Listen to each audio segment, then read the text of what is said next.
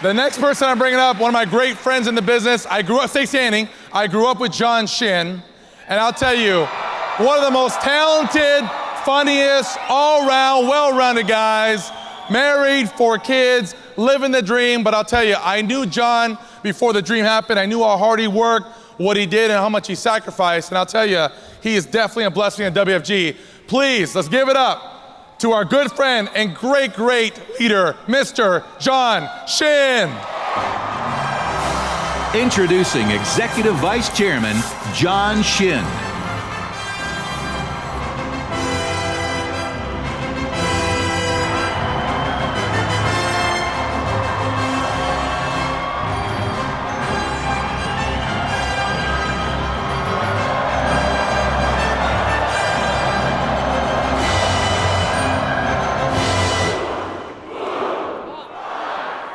I love it.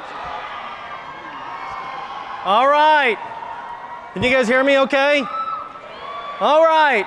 I've got a few minutes here, and I just wanted to give you a couple nuggets. We are coming down our home stretch, and as we are leaving this event with just a tremendous amount of information and inspiration and motivation, you know, we get back, and it reminds me of the way people, you know, when it comes to New Year's Eve, during Christmas time, during the holidays in December, we begin to write down our New Year's resolution. And one of them that most people like to do is they always say, I want to lose weight.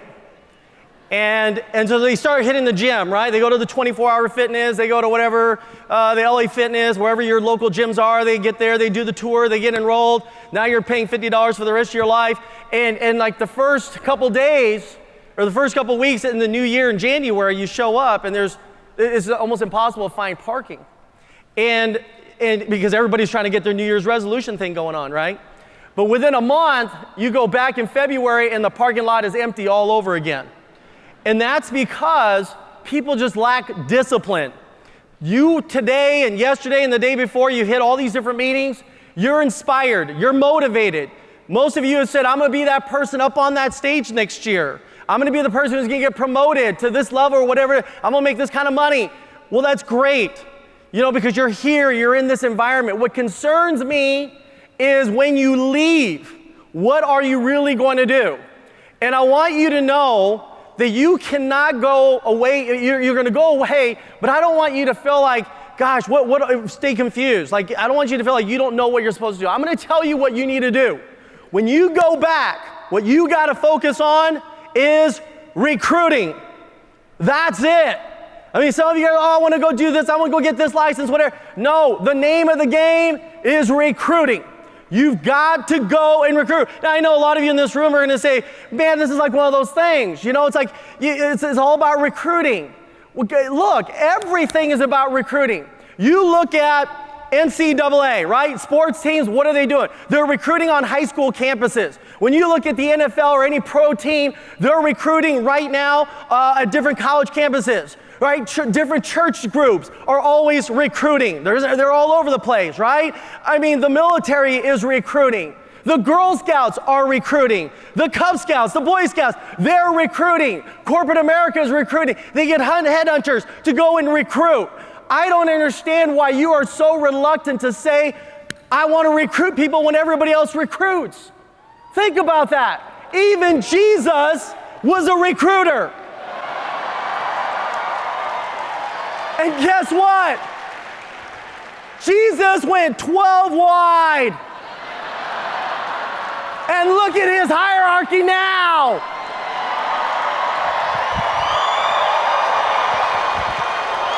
All right. So you got to recruit. 2, you got to follow a system. You got to follow a system. Not any system, the system. The true, pure business format system. That's what you got to follow. Seriously.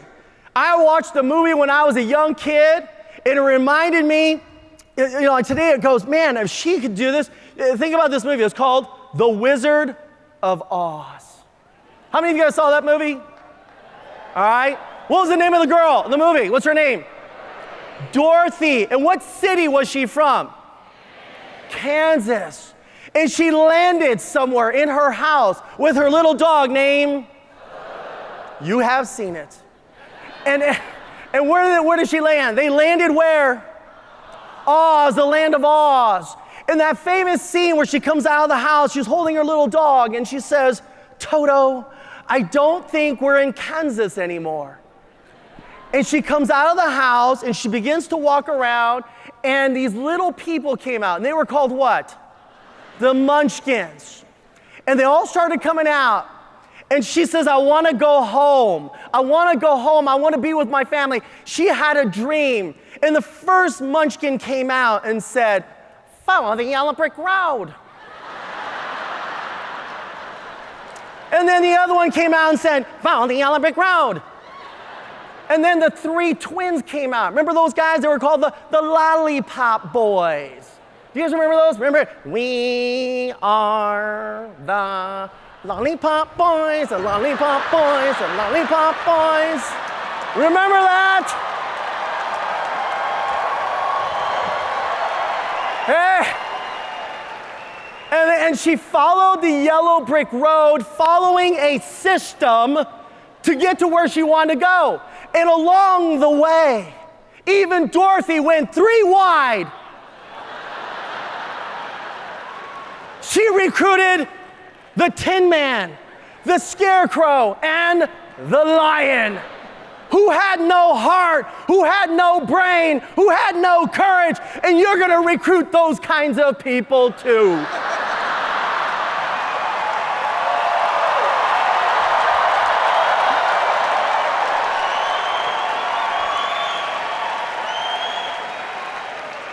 And she still got to Oz.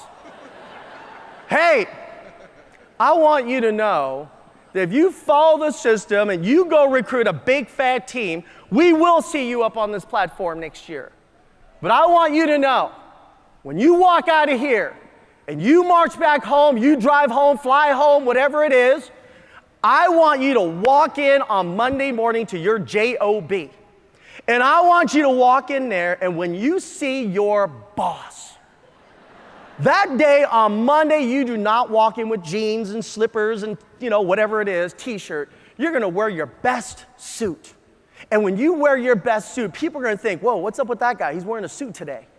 And when you see your boss walking out, I want you to just get out of your little cubicle. I want you to march out into the middle of the hallway. And I want you to look at your boss, and I want you to say, hey!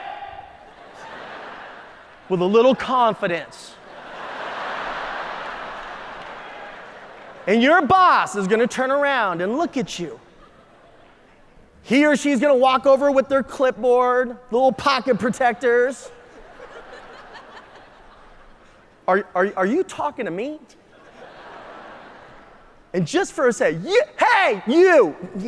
And when he walks over to you, says, what is your problem? You look at your boss and you say to him or her, what does somebody like me got to do around this joint to go make an extra $150,000 a year part-time? And if your boss looks at you and says, man, I've been here for 25 years, full-time, overtime, and I don't even make $150,000 a year, then I want you to look at your boss and say, well, what are you doing Tuesday night at 7 o'clock?